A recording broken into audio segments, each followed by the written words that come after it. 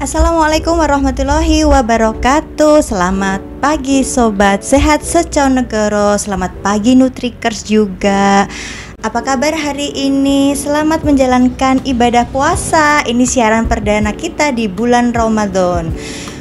Ngomong-ngomong, ini puasa penghujung ya. Penghujung di bulan Maret tapi ya, bukan penghujung Ramadan.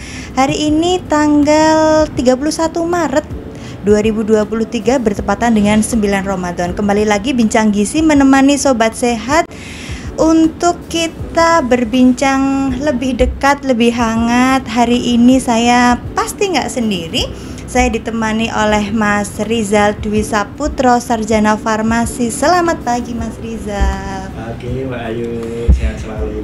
Iya, beras. Untuk Sobat Conegoro. Oke, alhamdulillah. Mas Rizal ini adalah pengawas farmasi dan makanan di Dinas Kesehatan Wonosobo. Mendatangkan beliau buat apa ya? Nggak usah beliau lah, mendatangkan dia buat apa ya, gitu kan? Nanti selama 1 jam ke depan kita akan banyak ngobrol terkait dengan pemantauan bahan pangan selama bulan Ramadan. Nah, ini erat kaitannya ya sama yang punya usaha-usaha dagang seperti itu. Baiknya bagaimana? Kita akan berbicara lebih intens lagi. Jadi tetap stay tune di Sonegoro FM 107,3 atau nanti bisa pantengin di YouTube-nya RSUD Wonosobo. Yang pengen tanya-tanya bisa juga ke Instagram-nya RSUD Wonosobo atau ke Gizi Sonegoro. Yang mau japri boleh di nomor WA 087 875 436 544. Saya akan kembali lagi setelah iklan berikut ini.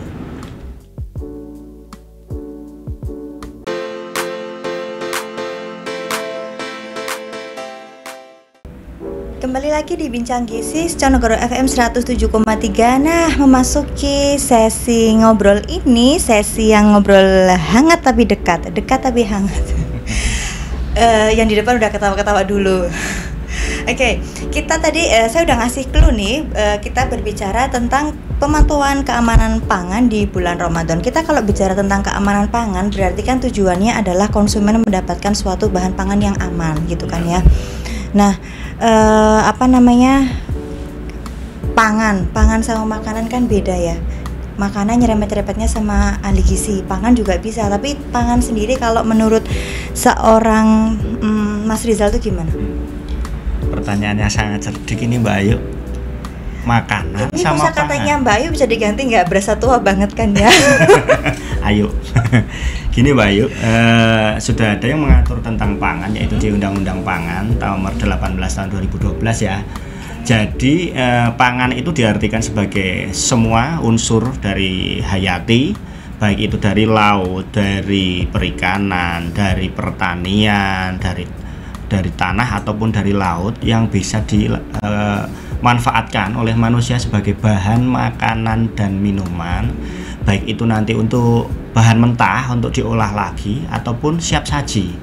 Dan itu bermanfaat untuk menambah kalori manusia. Artinya makanan yang tadi Mbak Ayu sebut adalah bagian dari pangan, karena itu hanya dikonsumsi untuk manusia, untuk pangan artinya di sini.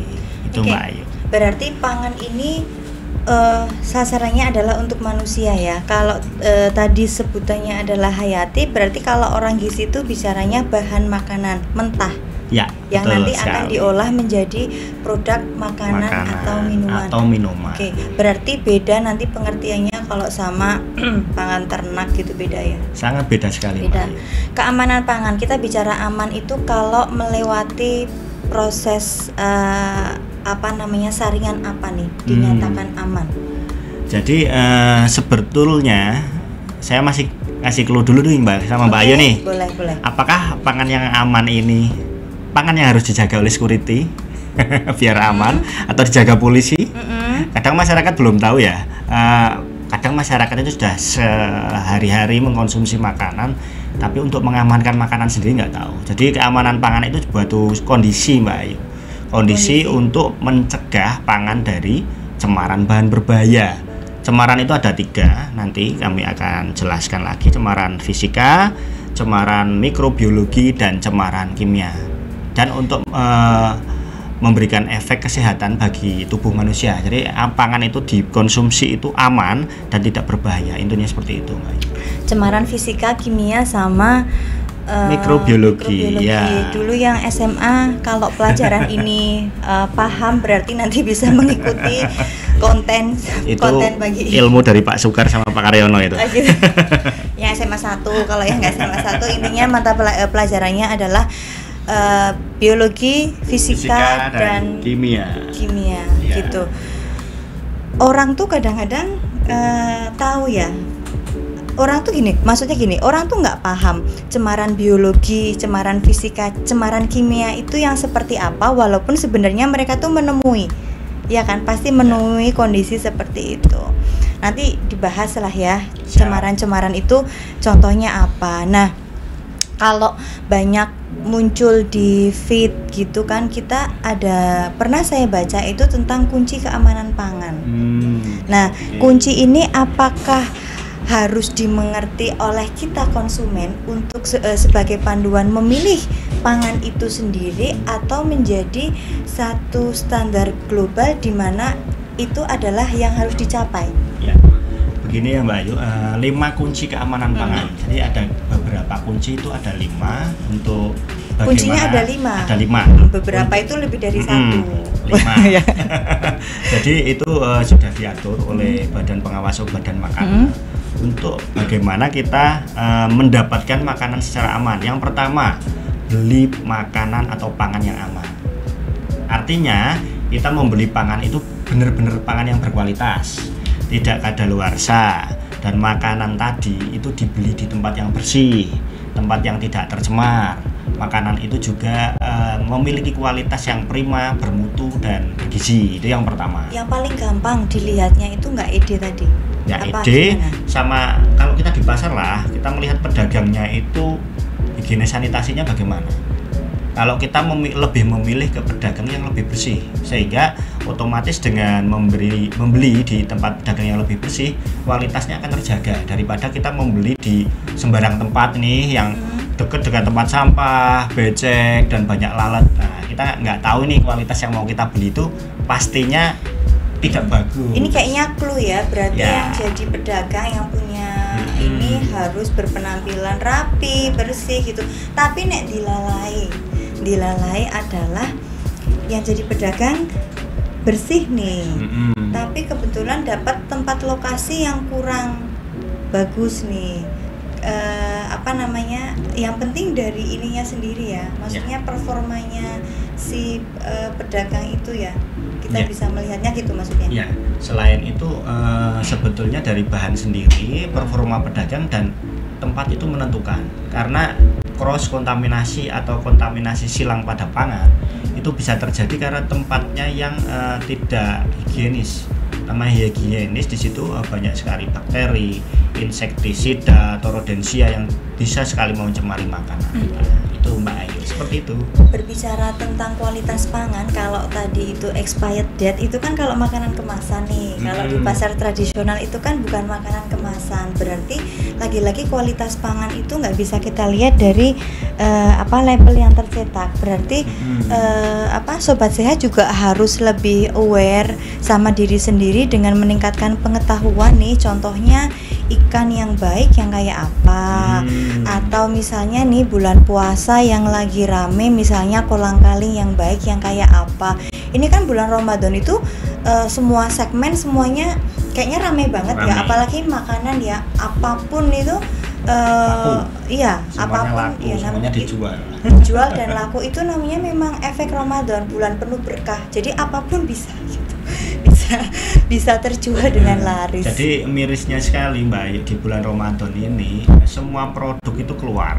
Dengan keluarnya semua produk, ini berbondong-bondong nih industri ataupun distributor yang dalam tanda kutip nakal mengeluarkan semua produk-produk yang tidak laku di bulan sebelumnya. Kan banyak produk yang mandek nih, yang slow moving nih. Ngomong bulan Ramadan dengan permintaan yang besar, ayo kita keluarkan ide dekat, produk tidak memenuhi standar. Biasanya banyak dikeluarkan di Ramadan dan mendekati Idul Fitri. Ini nggak tahu nih, ini sudah masuk ke sesinya apa belum? Cuma saya ingat pertanyaan kemarin ada yang tanya, ada nggak sih pedagang tuh yang udah nimbun dulu sebelum Ramadan, misalnya bahan makanan basah nih, ya intinya udah nimbun dulu gitu loh, karena permintaan di Ramadan itu kan semuanya tinggi gitu. Pernah menemui nggak? Kadang kita operasi dengan dinas perdagangan ya, ini kebetulan juga wewenangnya perdagangan, masalah penimbunan. Kadang ditemukan beberapa produsen atau distributor nakal yang dia melakukan overstock dulu sebelum menjalankan bulan Ramadan. Dia intinya mendapatkan barang dengan harga yang murah dan nanti bisa menjual dengan harga yang tinggi. Dia memiliki keuntungan yang tinggi, tapi barangnya dia aman. Karena nanti kecenderungan mendekati Ramadan dan Idul Fitri terjadi lonjakan harga, sehingga dia tidak dapat harga dengan murah dan otomatis dia bisa menguasai pasar, Mbak. Disebut barang aman tuh karena barangnya itu kering apa basah nih? Barang yang aman tadi sudah tak sebutkan di awal. Jadi barang yang aman itu bebas dari cemaran dan bahan yang aman itu juga sesuai norma agama, Mbak. Contoh, ini bahan harap dikonsumsi, mau dikonsumsi untuk muslim. Barang ini harus memiliki sertifikat halal dan seperti itu. Dan untuk toyibannya, bahan pangan ini harus bebas dari 3 cemaran. Yang pertama cemaran biologi atau mikrobiologi, cemaran fisik, dan cemaran kimia. Seperti itu, Mbak. Ini kontennya Gizi apa kontennya itu sih? Kita mix aja, Mbak, yuk biar enak. Itu baru satu. Tadi Mas Rizal baru nyebutin satu kunci keamanan pangan ya. Baru ada satu. 5. Tak serempet dulu yang kedua lah, apa nih yang kedua? Oke, siap. Tadi yang pertama kita memilih benar-benar brand yang aman di tempat yang sesuai qualified. Yang kedua adalah bagaimana kita menyimpan barang yang baru kita beli. Menyimpan itu harus sesuai suhu penyimpanan. Terus menyimpan itu harus sesuai dengan kadaluarsa. Kalau kita membeli barang dengan kadaluarsa pendek, kita taruh di depan sendiri. Ya kita pakai prinsip first in first out dan first expired first out, FIFO. Dan untuk pembelanjaan, pilihlah barang dengan kadaluarsa yang paling panjang dulu. Mbak Ayu nih pergi ke pasar mau belanja macam-macam. Yang pertama Mbak Ayu lakukan adalah belanja dengan ED terpanjang. Artinya barang kemasan dengan ED setahun atau 2 tahun dibeli lebih dulu. Nanti untuk yang segar-segar Mbak Ayu belanjanya agak nanti karena itu ED-nya sangat pendek. Mohon maaf ya Mas ya, kalau ED-nya pendek tuh lebih murah kali. Ibu-ibu kan lebih tertarik sama yang lebih murah. Orang habis ini paling dipakai juga kan gitu ya. Itu ya yang kan? jadi. Iya. Itu maksudnya kita menemukan tren-tren seperti ini, barang promo banyak banget ternyata ED-nya memang pendek.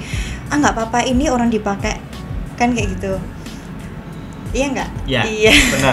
Jadi saya sering menemukan di grosir-grosir itu kenapa dia mendapatkan harga lebih murah dan bisa mendapatkan harga grosir. Usut punya usut itu banyak barang seperti mie instan, terus makanan-makanan kecil buat anak-anak itu ED-nya rata-rata 3 bulan sebelum kadaluarsa. Mendekati ED beneran itu harganya bisa murah sekali. Tanya lagi Tanya lagi. Soalnya ada yang tanya.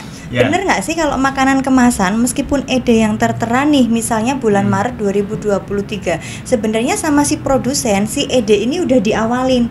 Sebenarnya mulai kerusakan bahan pangan itu lebih lama lagi, misalnya di bulan Juni tapi di tertera ED Maret gitu. Iya nggak? Ya, benar sekali itu, Mbak. Betul. Soalnya saya sendiri pernah mendapatkan, mohon maaf nih ya, sampel yang udah mendekati ED dan dikasih tahu nggak apa-apa itu melewati ED dikit-dikit nggak apa-apa, apalagi yang makan kita orang-orang yang udah biasa tahan banting ya. Orang yang sehat tuh ya, orang sehat gitu. Itu benar. Orang Indonesia itu kebal terhadap penyakit. Iya, jadi kalau tipoid biasa. Jadi ada mekanisme di industri itu memberikan kadaluarsa memang tidak sesuai dengan tanggal rusaknya. Jadi memang diberikan maju 2-3 bulan maju. Fungsinya untuk apa, Mbak Ayu? Fungsi untuk memajukan tanggal kadaluarsa adalah untuk memastikan produk yang beredar itu sudah habis. Apabila produk yang beredar tidak habis, mereka si produsen ini punya waktu untuk melakukan retur atau penarikan recall. Sehingga tidak sampai ke tangan konsumen dengan ED yang semakin berlanjut. Karena itu resiko kesehatan. Berarti jangan malah dijual ya? Iya, jangan dijual dong. Itu industri sudah memperkirakan. Apa jangan dikasih-kasih gitu, jangan ya? Jangan dong. Oh gitu. Baiklah Sobat Siasonegoro, udah lumayan banyak ngobrolnya. Setelah ini kita break sebentar. Nanti kita akan kita kembali lagi di Bincang Gizi di Sonegoro FM 107,3.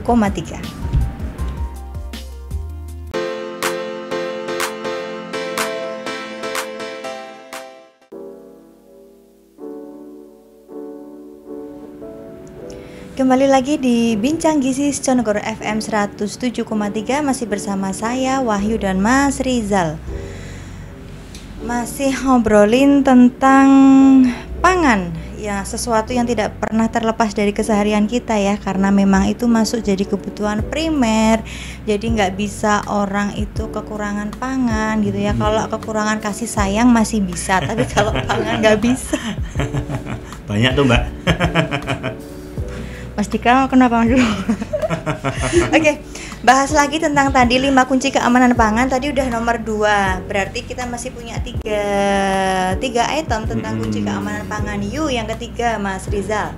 Jadi yang ketiga adalah bagaimana kita menyiapkan pangan tadi secara safe. Artinya ibu-ibu nih biasanya mengambil dari yang di kulkas atau mengambil dari rak penyimpanan, terus dilakukan pemrosesan pemasakan. Termasuk proses towing ya. Ya, towing, terus proses untuk ceritanya merebus lah kalau orang biasa ya. Harus benar-benar matang sampai ke titik. Mohon maaf kalau ibu-ibu mah dimanapun itu kan niatnya pasti memberikan yang terbaik ya. Kalau mohon maaf nih, yang pedagang kaki lima yang mengolah makanannya di tempat itu masuk. Nah, pertanyaannya lompat-lompat ini masuk ke ini pernah nggak di audit gitu ya.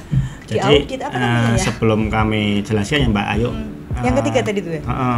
Sobat Sehat Sonegoro, PKL sekarang namanya bukan pedagang kaki lima ya. Apa karena namanya? kakinya cuma 2. Jadi PKL itu sekarang di artikan sebagai pedagang kreatif lapangan.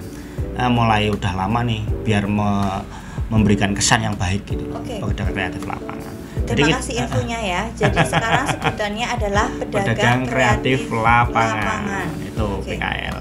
Jadi pemantauannya seperti ini Mbak Yu. Karena pedagang kreatif lapangan itu ada di lapangan, entah itu di depan SD, di depan sekolahan ataupun di dekat-dekat RSU, kita pantau dia kan sudah memasak di rumah nih.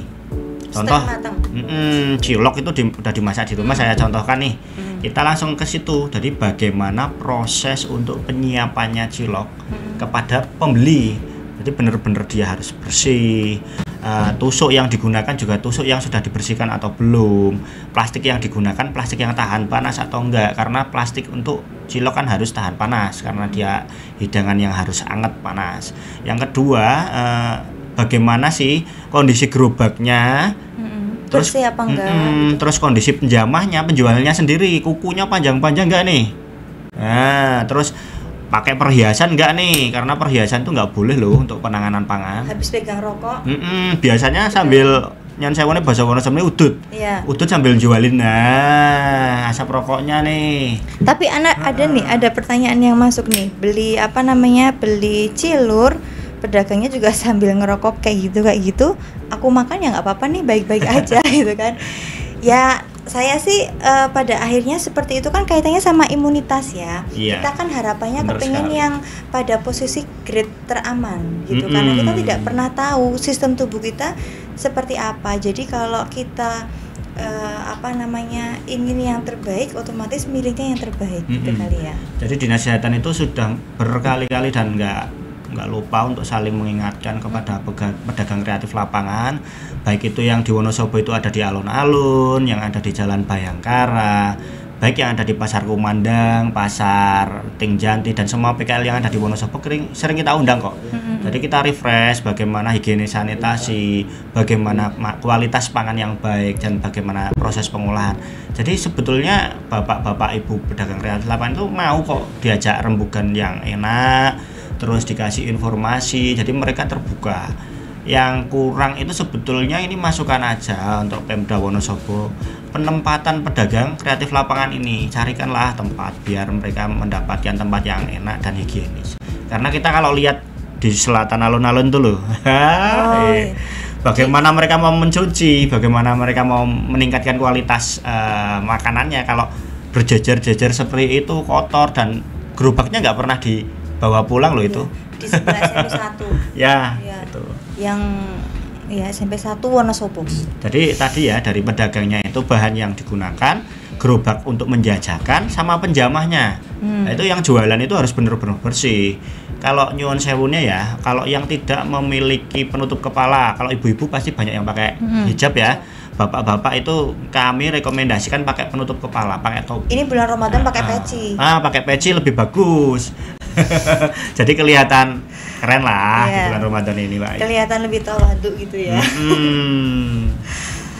Oke, berarti tadi yang ketiga adalah mempersiapkannya itu juga harus bersih, harus hygiene ya, memperhatikan prosesnya dengan baik gitu. Ada pertanyaan, ada yang bingung, nanti boleh langsung DM di Instagramnya RSUD Wonosobo atau di Gizi Conegoro, atau kalau mau yang pengen tanya langsung sama Mas Rizalnya boleh japri, nanti dikasih nomor WA-nya boleh. Yang keempat Mas Rizal apa nih? Ya, setelah kita olah mendapatkan, terus kita simpan, kita olah, kita sajikan.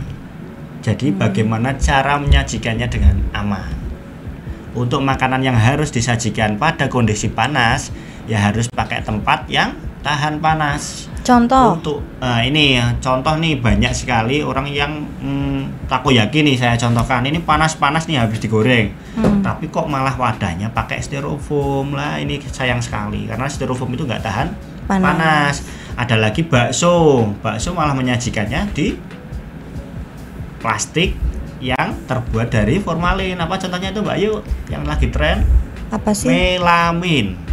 Tapi melamin itu ada grade-grade-nya nih. Kita ngomongin kalau melamin itu dari yang grade bagus sampai itu beda nggak bahannya? Sebetulnya hampir sama. Jadi melamin itu tetap ada degradasi senyawa terkandung ke dalam makanan karena panasnya tadi. Yang perlu kita garis bawahi karena memang melamin itu sebenarnya nggak ada segitiga ininya ya, dari nomor dari 1 2 3 4 5 tuh nggak ada, tapi dia masuk ke lain-lain ya. Jadi kayak styrofoam, melamin itu kan masih jadi kontroversi kan, gitu.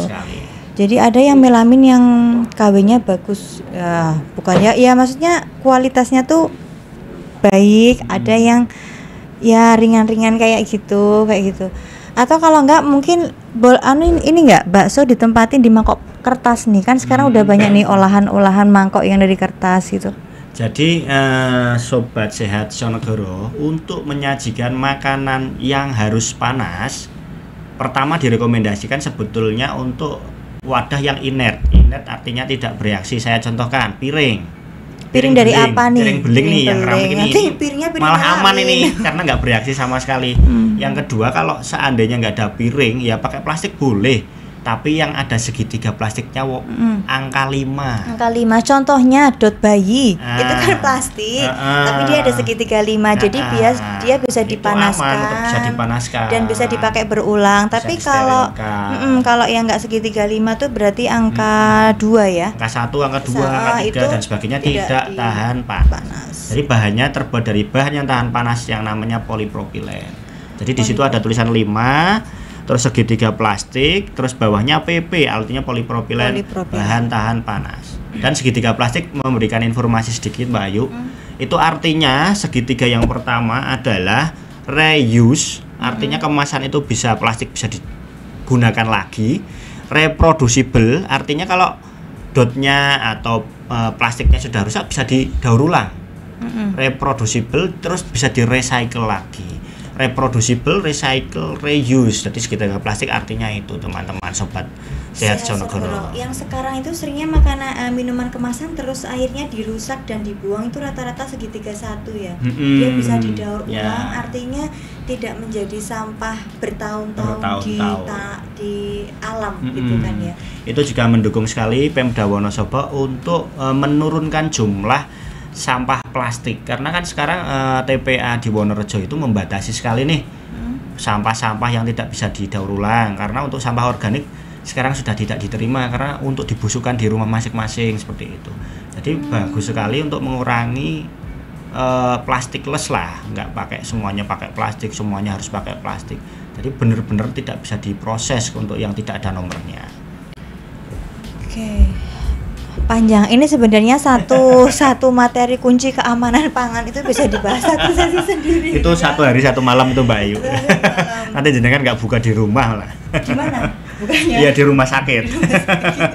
Kalau di Nuswara bukan di rumah sakit. Iya siap. Tadi yang keempat ya. Berarti yang kelima nih, yang terakhir. Yang kelima kunci keamanan pangan adalah bersih. Bersih itu bersih dari makanannya, bersih dari penjamahnya, dan bersih cara penyajiannya dan tempat untuk yang disajikan. Jadi kita benar-benar yang mengolah dan yang menyajikan itu benar-benar dalam kondisi sudah cuci tangan lah minimal, tidak merokok, selama proses pengolahan juga tidak pakai perhiasan. Ya, apa namanya? Ini kan sebuah aturan yang memang disusun dalam tujuan untuk menghasilkan harapannya tingkat kesehatan yang baik gitu yang ya baik. untuk masyarakat. Iya, benar sekali Mbak Ayu. Dalam proses sosialisasi oke, tapi pernah nggak nemuin pas evaluasi ternyata 5 kunci ini juga mestilah ya banyak catatan kayak gitu. Itu responnya gimana nih? Jadi begini Mbak Ayu, dalam rangka food safety ini banyak yang terjadi keteledoran. Itu yang pertama, memang tidak tahu. Manusia itu tidak tahu sehingga tidak menjalankan 5 kunci keamanan pangan nih. Yang kedua, kesengajaan. Artinya sudah tahu tapi tetap ngapain nih? Kelamaan nih pakai proses seperti ini, wong saya aja biasanya makan kayak gini nggak apa-apa. Ya kayak tadi kan ya aku tanyain. Itu habit, jadi habit atau perilaku. Ya, berarti memang lagi-lagi kita harus aware. Tapi menurut saya gini, ketika konsumen itu cerdas untuk memilih barang yang baik, pada akhirnya produsen juga akan menyediakan sesuatu yang baik. Akhirnya produsen itu akan berlomba-lomba untuk bisa menyajikan sesuatu yang memenuhi prinsip dan syarat itu. Ya, jadi apa namanya, itu kan simbiosis ya. Jadi kita jangan melihat oh itu kok pedagangnya masih kayak gitu, nggak masih jangan melihat ke orang lainnya. Kita mending koreksi ke kita dulu. Kalau kitanya aja masih milih yang kayak gitu, ya udah itu kan itu habitnya kita, habit si konsumen. Jadi memang meningkatkan upgrade diri untuk meningkatkan pengetahuan itu juga penting banget gitu kan ya. Ya, sebetulnya ini kuncinya ada triple helix Mbak. Jadi komponen yang bisa. Ini kayak kalau helix kayak pelajaran apa ya? Kimia. Ada. Jadi dari pemerintah sendiri yang mengambil kebijakan, dari masyarakat selaku konsumen, dan dari pedagang atau industri. Kalau apabila 3 item tadi bisa berkesinambungan menjaga kualitas pangan, insya Allah masyarakat juga akan aman. 3 item tadi itu apa? Pemerintah selaku regulator, pengambil kebijakan, masyarakat sendiri selaku konsumen, dan industri atau pedagangnya sendiri yang menyajikan pangan. Nah itu insya Allah manusia akan lebih aman lah. Memang harus lagi-lagi mengupgrade semuanya ya, sama-sama. Tidak hanya kewajiban dan urusan pemerintah nih, ini semuanya harus bergerak. Kayak gitu. Untuk sobat sehat Jonegoro. Udah nih ending, selesai 5 kunci pangannya. Mau ditambahin lagi nggak? Selesai sih. Cuma menghimbau aja. Ini baik di puskesmas, baik di rumah sakit, kita melihat kecenderungan orang-orang itu sakit. Sakitnya itu sekarang kebanyakan trennya ke penyakit tidak menular, sobat sehat. Jadi contoh diabetes mellitus, hipertensi, diabetes, penyakit-penyakit metabolisme dan degeneratif. Itu dari apa sih teman-teman dan habit. Sobat sehat? Dari makanan. Yang paling dipengaruhi banyak dari makanan itu. Wonosobo nih suka gorengan kalau sore, suka fast food, suka yang pakai micin-micinan. Ya itu emang dipengaruhi oleh lagi-lagi habitnya kita ya, budaya, kebiasaan. Jadi kunci makanan itu sekarang di era milenium ini adalah penyakit berbasis makanan. Dan itu penyakit tidak menular berbasis makanan yang harus kita kendalikan, baik diri kita sendiri ataupun di masyarakat. Dan jangan menyepelekan makanan ya, karena memang orang kadang-kadang makanan itu kan orang belajar otodidak, ya kan, orang tidak pernah terlepas dari yang namanya makanan. Salah makan 1 kali aja kadang-kadang nggak ngefek kenapa-napa. Saya kebanyakan makan gula sekarang nggak kenapa-napa juga kayak gitu. Jadi yang tadi Mas Rizal sebutkan tentang penyakit degeneratif kayak gitu, dia sifatnya memang kumulatif. Dia adalah hasil cerminan kualitas diri kita Itu. bagaimana terhadap pemilihan pangan tadi. Jadi kalau misalnya masih merasa baik-baik saja ya karena tubuhnya masih seimbang. Tapi kalau terus dilakukan pada kondisi tertentu tubuh tidak seimbang, menunjukkanlah gejala-gejala tadi kayak gitu. Iya. Iya. Sebetulnya apa yang kita konsumsi itu kadang nggak langsung berefek hari itu juga. Karena yang tadi disampaikan Mbak Ayu itu akumulatif dan nanti akan kronis di masa depan. Mau nggak kita nanti kalau tuanya kita sakit-sakitan, kan nggak mau kan. Sebenarnya gini, ini ada obrolan menarik nih saya sama teman-teman gizi gitu kan. Saya orang gizi nih, kamu orang farmasi nih. Siap, ya. Ayu. Sakit itu udah yang dicari kan obat. Lebih cespleng. Saya merubah habit dari makanan itu nggak terasa, nggak langsung dapatnya ini. Jadi memang gitu, lagi-lagi memang lebih aware. Jadi memberikan edukasi gizi itu bukan hal yang sepele. Itu memang butuh effort sama membuka pengertian ke pasien, ke klien gitu, bahwa namanya merubah pola makan itu hasilnya adalah ke belakangnya baik kayak gitu. Enggak gampang besok kalau kolesterolnya tinggi minum aja atorvastatin. Minum aja gitu. Ya, jadi yang perlu diketahui Sobat Sehat Dijonegoro itu makanan-makanan zaman now ya, zaman sekarang ini yang katanya generasi micin, generasi pakai pemanis buatan, pakai esen lah, sekarang ada boba dan sebagainya dengan esen cappuccino dan lain-lain. Itu sebetulnya sih nggak masalah dikonsumsi, tapi jangan sehari-hari karena itu kan efeknya nanti stres oksidatif ya, radikal bebas yang terus menyerang sel-sel tubuh kita dan nanti kita sudah lemah, akhirnya timbullah penyakit. Biasanya dipicu seperti itu Sobat Sehat Dijonegoro. Jadi benar-benar harus kita kendalikan. Sebenarnya pemerintah itu tidak kurang-kurang untuk memberikan informasi kepada masyarakat tentang pembatasan gula, garam sama minyak lewat 4 sendok makan gula, kemudian 1 sendok teh garam, kemudian 4 sendok makan minyak. Itu sebenarnya sudah digaungkan, tapi lagi-lagi kita konsumen harus lebih aware kayak gitu ya. Tapi ini loh, obrolannya jadi kemana-mana nih. Ini kan bulan Ramadan nih. Nggak apa-apa kali Mbak. Masa makan harus yang disiplin gitu kan? Ramadan bulannya memanjakan lidah. Di mana-mana itu kan hidangannya enak-enak tuh. Boleh nggak sebulan ini aja, nanti bulan-bulan lainnya kita diet lagi ketat gitu. Oke, yang penasaran untuk ngobrolin tentang makanan boleh banget datang di Poliklinik Ahli Gizi. Kita praktek di hari Rabu, Jumat, dan Sabtu. Langsung daftar di pendaftaran, nanti bisa ketemu sama ahli gizi yang solihah, bukan saya tentunya ya. Nanti ada Bu Natalia Haryanti. Kita boleh Sobat Sehat bisa curhat apapun lah tentang makanan, bukan curhat yang lain, tentang gaya hidup dan yang lain-lain gitu. Kita break sebentar, nanti kita tetap kembali di Bincang Gizi di Dijonegoro FM 107,3.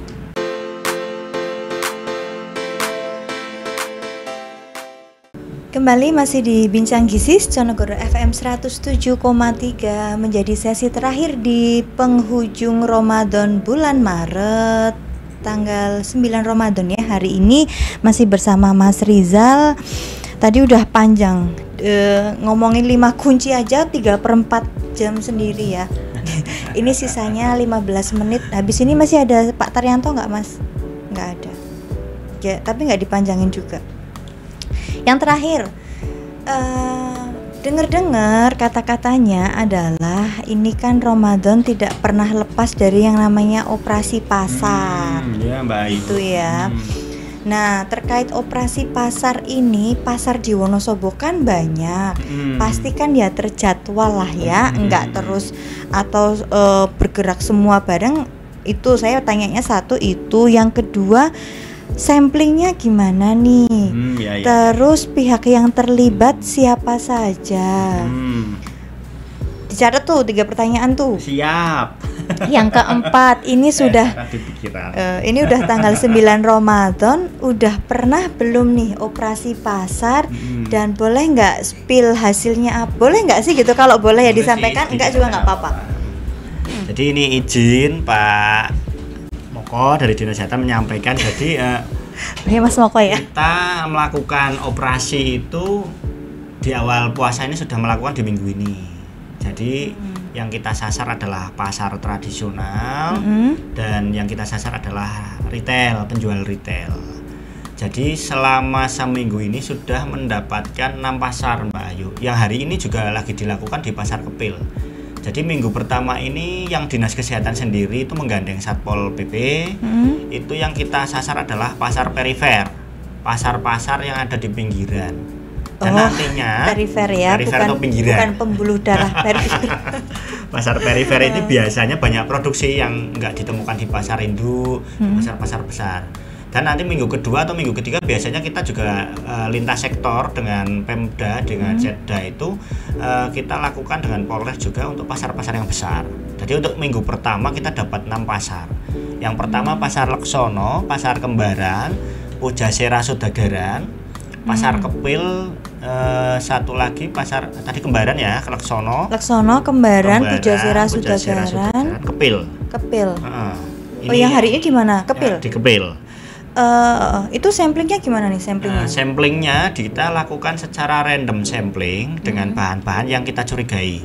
Artinya bahan-bahan yang warnanya mencolok, terus teksturnya kaku untuk ikan-ikan yang teksturnya kaku tidak mudah untuk di stoel, nggak mudah disobek. Terus untuk mie yang di situ kok nggak dihinggapi lalat dan sebagainya. Yang kira-kira kita mencurigakan lah, kita ambil, kita sampling dan langsung kita lakukan uji di tempat.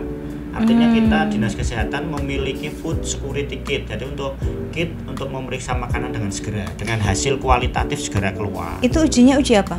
Nah, yang kita miliki ada uji untuk formalin kit, uji untuk pewarna tekstil untuk rodamin dan metanyl yellow kit, ada untuk uji burak dan sebetulnya ada uji siklama. Tapi yang sering kita pakai adalah 4 uji tadi.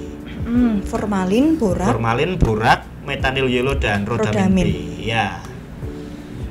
Masuk ke pelajaran ilmu bahan pangan tuh, tapi cuma nyerempet-nyerempet aja. Berarti kalau memang yang mencolok-colok itu mencurigakan. Berarti termasuk ini ya, Nutrikers Subhasiascenegoro, jadi perempuan nggak usah yang mencolok-colok amat, itu malah mencurigakan. Gitu. Berbahaya itu, lagi dipantau oleh KPK. Jangan flexing lah. Oke, terus ini nggak, kan itu kan cuma random ya. Hasilnya aman. Namanya random itu kan nggak tentu. Hasilnya gimana? Jadi ada beberapa, nanti bisa mungkin laporan ini akan disampaikan ke Pemda. Beberapa dari Pasar Leksono itu ada 4 yang positif. Yang pertama positif. Boleh nggak nih di-spill? Kalau nggak boleh nggak apa-apa nih. Nanti daripada. Boleh sih nggak apa-apa. Yang satu itu ikan asin kayaknya. Ikan asin itu positif formalin. Jadi kita lakukan uji. Biasanya dari tidak berwarna menjadi warna ungu. Ungu ya? Ungu ya. Biasanya yang pakai ungu ini mengandung formalin, Mbak. Pengawet dong berarti. Ya. Disalahgunakan biasanya untuk pengawet. Padahal itu secara kimiawi adalah untuk non biologis. Artinya untuk desinfektan ruangan dan sebagainya tidak boleh sama sekali masuk ke dalam tubuh. Termasuk pewarna baju kali pakai formalin gitu. Pewarna baju mungkin iya untuk tekstil itu untuk pengiriman, dan ditemukan lagi 4 yang mengandung pewarna tekstil warna merah yaitu rodamin B. Itu di bahan makanan. Dicantir, di kerupuk kolong, terus di beberapa, paling banyak dicantir, Mbak. Suka loh aku. Warna-warni yang sangat mencolok, hati-hati. Mungkin karena terlalu banyak pengawet gitu kan ya, jadi orangnya ikut awet itu awet muda ya, Mbak ya? Nggak tahu. Jadi sobat sehat Sonogoro Nutriket, paling enak itu bukan Nutriket ya, kayak kucing gue nanti. Jadi paling enak itu kalau pewarna tekstil itu kita lihat dari warnanya, sebetulnya warnanya mencolok. Jadi kalau kita angin-anginkan dan di bawah sinar terik matahari itu kayak berpendar, mengkilap, kayak berpendar, dia kayak memantulkan warnanya ke kita. Itu hanya tanda-tanda fisik ya? Tanda fisik, sama dia warnanya tidak rata, ada yang tebal, ada yang tipis warnanya, karena dia tidak bisa menyebar secara sempurna di adonan makanan. Seperti itu ciri-ciri yang bisa kita lihat. Gumpal berarti. Kalau untuk formalin tadi mungkin secara kasat mata memang nggak dihinggapi lalat. Lalat aja nggak mau, kucing aja nggak mau, masa kita mau. Seperti seperti itu. Terus ada lagi temuan satu itu kayaknya di Pasar Kembaran, itu bleng, uyah bleng yang mengandung borak. Uyah bleng tuh? Uyah bleng itu biasanya untuk membuat gendar, itu loh, iya. untuk buat gendar, untuk buat lontong dan sebagainya. Enak tau? Gendar. Enak, iya, tapi memang iya, enak, tapi ya resiko ditanggung penumpang. Pembeli. Jadi itu benar-benar mengandung yang namanya senyawa boraks. Kalau secara kimianya namanya natrium tetraborat dekahidrat Na2B410H2. Orang kimia mulai muncul, berbahaya. ya kan? Di situ sangat berbahaya. Itu dapat mengiritasi usus. Itu emang yang dipakai tuh memang borak uyah bleng ya? Itu memang senyawa itu atau memang kalau di daerah Semarang, Purwodadi itu kan banyak banget ya gendar-gendar gitu. Itu kan ada sendiri loh kayaknya. Yang bukan apa namanya, bukan borak itu. Ya bener nggak? Jadi gini Mbak Ayu dan Sobat Sehat Seconegoro NutriCute. Ya. Belajar nih cara lafalnya. Jadi bleng itu adalah nama produk Sobat Sehat. Tapi kalau boraks itu adalah zat kimia yang terkandung di dalam bleng. Dan tidak semua bleng itu mengandung borak. Oke. Nah, ciri-cirinya sebetulnya sangat terlihat ketika kita melarutkan bleng ke dalam makanan itu kita olah, kita adon campur, kita rasakan aja kayaknya di pangkal tenggorokan itu ada pahit, getir, asin. Itu pasti dia pakai uyah bleng. Kalau untuk yang pakai yang tidak bleng itu di sini enak ternyata. Tapi gimana tadi, berarti yang pakai uyah bleng itu berformalin, mengandung borak. Iya. Biasanya mengandung borak, tapi tidak semua uyah bleng mengandung zat borak. Seperti itu. Gitu. Kasih clue penjelas lagi. Jadi uyah bleng yang banyak digunakan ibu-ibu untuk membuat gendar, untuk membuat lontong dan sebagainya. Gendar, gitu kan? Itu memang nama produk, namanya uyah bleng. Tapi kadang ada produsen menakal menambahkan zat borak ke dalam uyah bleng biar tambah kenyal. Iya. Nanti adonannya lebih kenyal, lebih enak. Tapi tidak semua bleng mengandung borak. Gitu. Dan saya kasih pengganti bleng ya Mbak yang aman sesuai dengan BPOM, namanya STPP, sodium tripolifosfat. Itu sudah banyak beredar. Sodium tripolifosfat. Belinya di tempat menjual bahan roti ada, bakul bumbu ada, jadi sudah aman lah. Itu bilangnya STPP. Dia bilang aja untuk bahan pembuat gendar yang aman, sasetan itu. Sudah BPOM. Sudah BPOM. Jadi tambahan lagi, setiap bahan tambahan pangan itu izinnya tidak boleh PIRT ya Mbak Ayu, tapi BPOM. Ya. Kalau PIRT untuk makanan olahan. Nanti jadi satu sesi sendiri ya, perizinan apa namanya, makanan PIRT. kemasan. Siap. PIRT, kemudian BPOM itu kan sendiri-sendiri ya. Operasi pasar. Kenapa ini kan mulainya di pasar-pasar yang pinggiran? Kalau yang gede-gede nih, misalnya kayak swalayan yang gede gitu, diperiksa nggak? Jadi nanti Dinas Kesehatan mengawali dari perifer, pasar kecil-kecil, karena sering tidak terjamah oleh operasi pasar besar.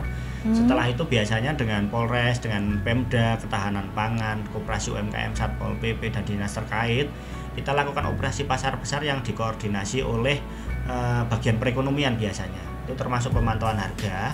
Nanti dilakukan di pasar-pasar besar, contoh seperti Pasar Induk, Pasar Kertek, Pasar Sapuran, Pasar Garung, itu kan yang besar-besar, Pasar Selomerto. Berarti nanti kalau sampai ke mekanisme harga, ibu-ibu nggak dapat promo dong buat yang deket-deket ED gitu kan? Untuk yang deket itu ya nggak usah dibeli lah Mbak, mau mengikuti promo dari barang yang ED. Enggak lah dan ya. Nanti untuk pasar modern yang tadi Mbak Ayu sampaikan, tetap kita lakukan sampling dan operasi. Di sini kan ada Trio, ada Rita, ada Mickey Mouse. Itu tetap kita lakukan sampling untuk memastikan apa yang dikonsumsi masyarakat Wonosobo itu aman. Apa yang dipilih itu baik gitu.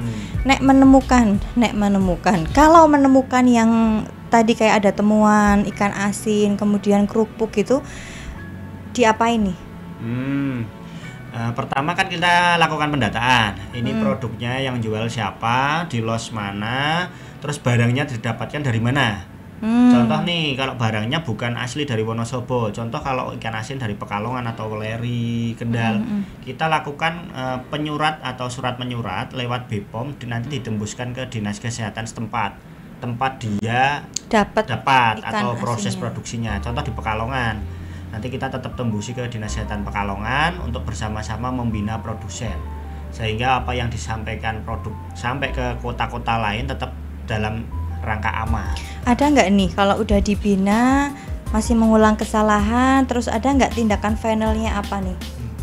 Sebetulnya untuk pertama kali yang kita lakukan adalah edukasi ya Mbak Ayu, karena mereka mungkin tidak tahu, ketidaktahuan, edukasi. Terus setelah itu apabila diedukasi masih sering terjadi seperti itu, kita surat peringatan, langkahnya surat peringatan. Setelah SP. surat peringatan, apabila masih terus melanggar, kita kerjasama dengan penegak disiplin atau penegak dari aparat, yaitu kepolisian, untuk melaksanakan tindak lanjut untuk pemberantasannya.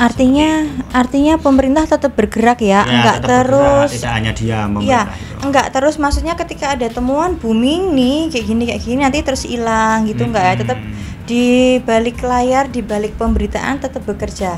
Yes. Dan alhamdulillah di Wonosobo Mbak Ayu, untuk produk asli Wonosobo sekarang kecenderungannya sudah mau zero ke bahan berbahaya yang diproduksi di Wonosobo loh. Apa nih? Karika?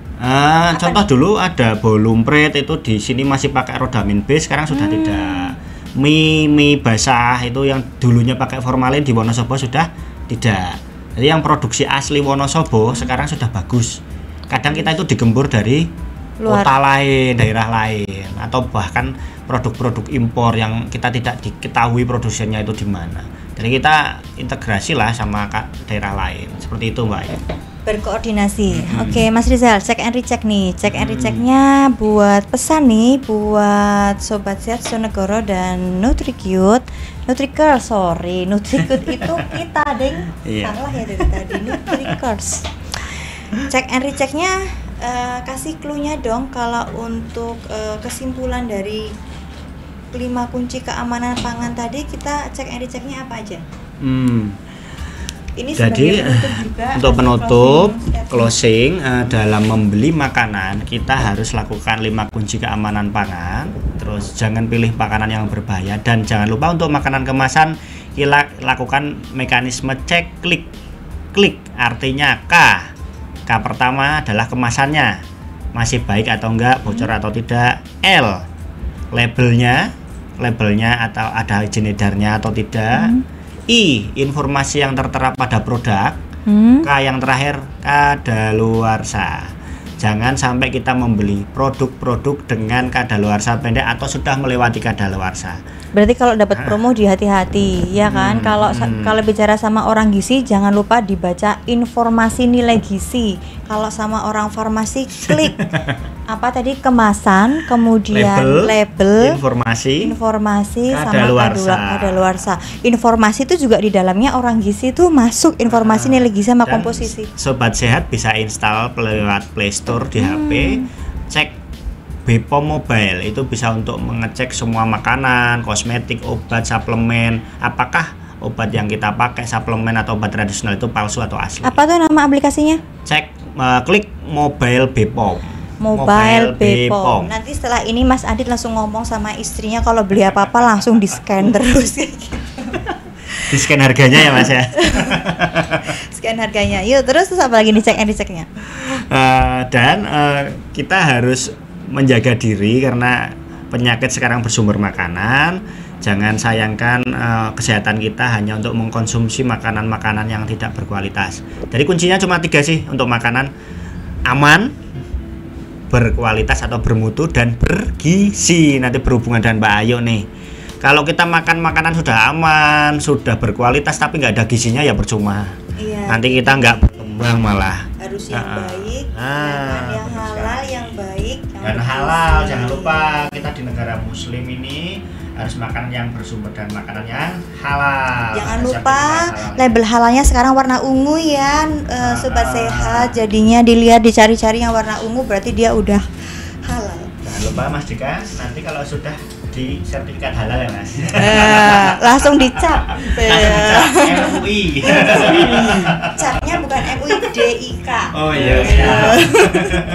Oke, terima kasih obrolan hangatnya siang ini Mas Rizal. Nanti kita masih punya satu di level pangan ya. Nanti kita agendakan lagi. Demikian Sobat Sehat Sonegoro tentang kualitas bahan pangan yang setiap hari kita temui. Jadi dari apa yang disampaikan tadi, jangan lupa untuk kita selalu upgrade diri, meningkatkan pengetahuan untuk bisa menjadi orang yang lebih berkualitas. Jadinya apa yang diberikan pemerintah, apa yang disediakan juga kita selaras dengan dua hal tersebut, gitu ya. Saya akhiri, mohon maaf atas segala kekurangan. Kita kembali dengan Bincang Gizi minggu depan dengan episode tunggu aja minggu depan ya. Saya akhiri. Wassalamualaikum warahmatullahi wabarakatuh.